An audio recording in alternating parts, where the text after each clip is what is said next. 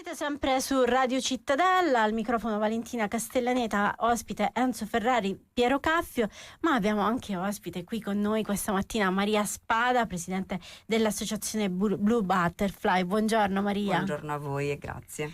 Allora, abbiamo chiamato Maria perché il 30 agosto all'Oasi dei Battendieri si terrà un evento molto interessante, l'Inclusive Summer Fest, musica, inclusione, bellezza. Di che cosa si tratta?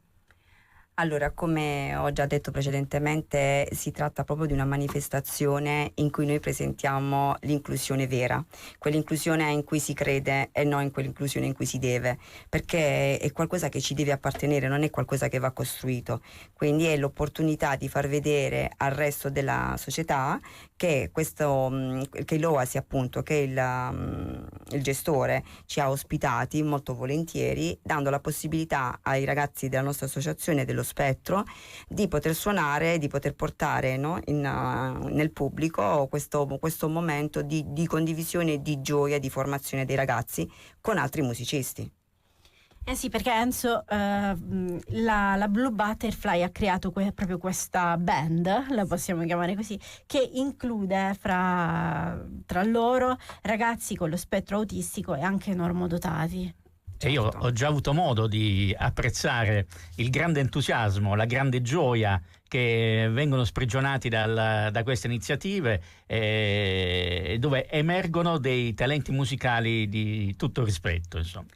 Sì, io ho fondato questa associazione proprio perché il mio obiettivo è questo, abbattere le barriere, cioè le differenze ci sono, esiste la diversità ed è una cosa bellissima, ma non è un punto di vista che non ti permette di vedere oltre, cioè noi non vediamo orizzonti, noi vediamo proprio cose illimitate, quindi perché ognuno di noi è così, non solo perché un ragazzo appartiene allo spettro autistico ha dei limiti, tutti possiamo avere dei limiti e tutti possiamo avere del potenziale. Oltre al progetto della musica, noi Enzo ci siamo conosciuti appunto al Bar La Gioia, perché tra l'altro è anche uno dei nostri sponsor, dei nostri sostenitori anche in questo bellissimo evento, perché cerchiamo appunto di includere questi ragazzi anche dal punto di vista lavorativo e non solo sociale. La musica, come in questo caso di questo evento, è il canale di comunicazione per eccellenza, è quello che ci ha permesso di fare tante cose e di dare la possibilità di poter parlare, di poter comunicare il proprio essere a tutti quanti, anche coloro che non sono verbali, perché attraverso lo strumento, attraverso una melodia, loro possono esprimere ciò che sono.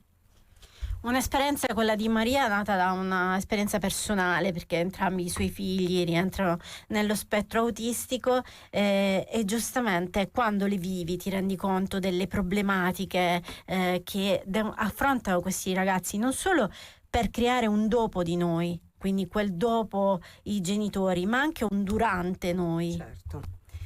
Sì, come ben detto, io ho 2 ragazzi nello spettro autistico, ne sono orgogliosa, sicuramente sono uscita fuori come una mamma molto forte e determinata, ma perché quando la vita non ti dà scelte è quello che devi fare, devi essere forte perché tocca a te, come genitore è quello che devi fare. E come hai detto anche benissimo, non dobbiamo pensare soltanto al dopo di noi, pensiamo al qui ed ora. Pensiamo al fatto che magari se riusciamo a dare qualcosa ai nostri ragazzi lo dobbiamo fare adesso, non pensiamo soltanto a quello, è giusto che dobbiamo pensare anche cosa faranno quando noi non ci saremo, però intanto dobbiamo coltivare molto il presente, quindi far sì che questi ragazzi possano diventare autonomi il più possibile per poter affrontare dignitosamente un domani. Ecco Maria, hai messo in evidenza la grande forza genitoriale, no, per affrontare queste problematiche, però ti chiedo, al di là appunto dell'enorme impegno dei genitori, se da parte delle istituzioni c'è adeguata assistenza rispetto a queste problematiche che impegnano in modo gravoso le famiglie. Allora cercherò di essere meno cattiva possibile. Diciamo che purtroppo il territorio ha tanta richiesta. I ragazzi sono aumentati in un modo proprio stratosferico, con tante concause, ok? Quindi non puntiamo il dito contro nessuno, però ci sono anche delle concause oltre al fatto che si nasce con l'autismo. In realtà non è che non c'è una presa in carica come si deve, è che non si può, perché mancano le strutture, mancano i terapisti, perché anche loro a loro volta non sono retribuiti bene per quello che dovrebbero fare. Loro a loro volta non hanno degli istituti dove c'è un rapporto 1 a 1, ma deve andare bene e c'è un rapporto 1 a 5.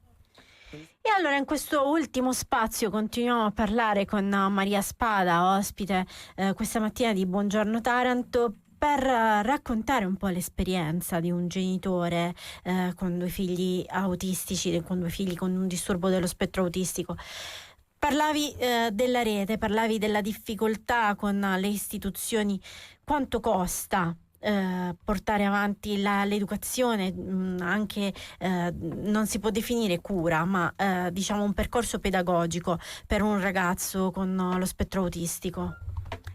Allora sì, i costi sono notevoli, perché se vogliamo dare il meglio ai nostri ragazzi, il costo è notevole.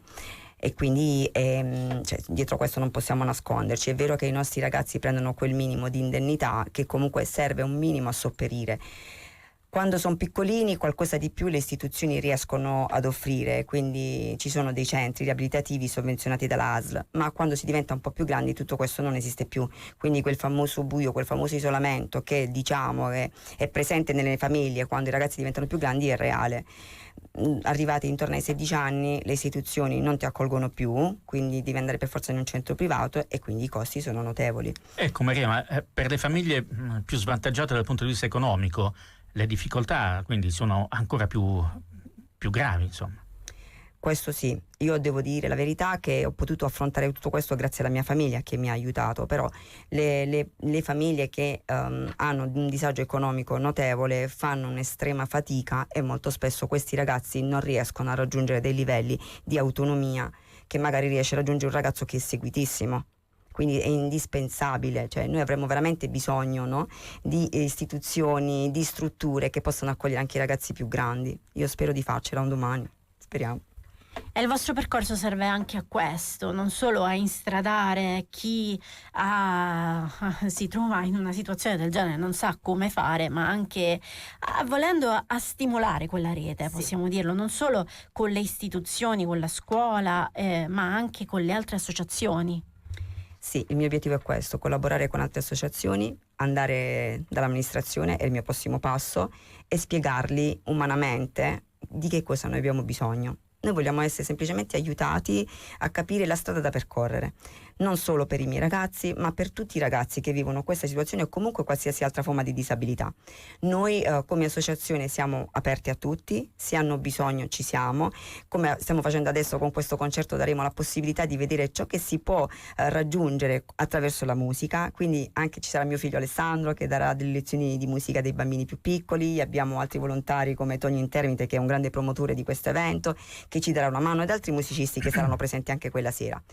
In più noi realizziamo questi eventi e lo facciamo sempre per loro, quindi io spero che vada alla grande, che possiamo raccogliere un bel fondo perché poi tutto questo andrà a finire nella nostra associazione con dei macchinari che serviranno per definire al meglio la nostra falegnameria digitale e dare possibilità di lavoro ai nostri ragazzi. Dove si comprano i biglietti, quanto costano, come fare ad aiutarvi, dici tutto. Allora, il costo del biglietto è di soli 15 euro, è compreso il drink e il food con il concerto dei nostri ragazzi, quindi l'ingresso anche ai battendieri. Si possono trovare al Bar La Gioia o comunque contattandomi perché comunque sulla locandina ci sono anche i numeri di telefono sia mio che di Tonio Intermite.